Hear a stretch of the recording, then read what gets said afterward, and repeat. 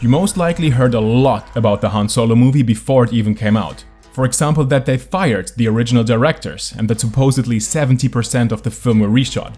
Or that some very vocal fans even cried out to boycott this film after their disappointment with The Last Jedi.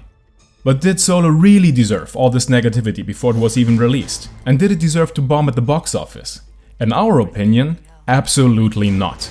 First of all, the film is immensely fun and masterfully realized. The production values are on par with the main trilogy films.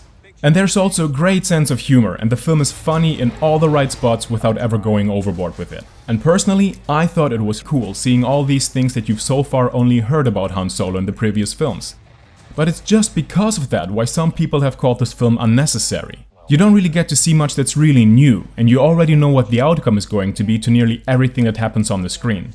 But to dismiss the film because of that is unfair. It does a great job at pulling all the other Star Wars films closer together, and it has a few genuine surprises in store.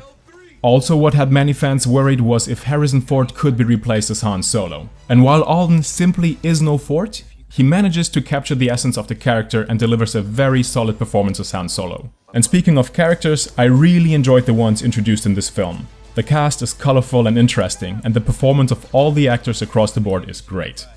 Still, while I really enjoyed it, the film just never blasted me off my seat in a way that the final battle of Rogue One did. There's a sacrifice early on in the film that just seemed forced to me.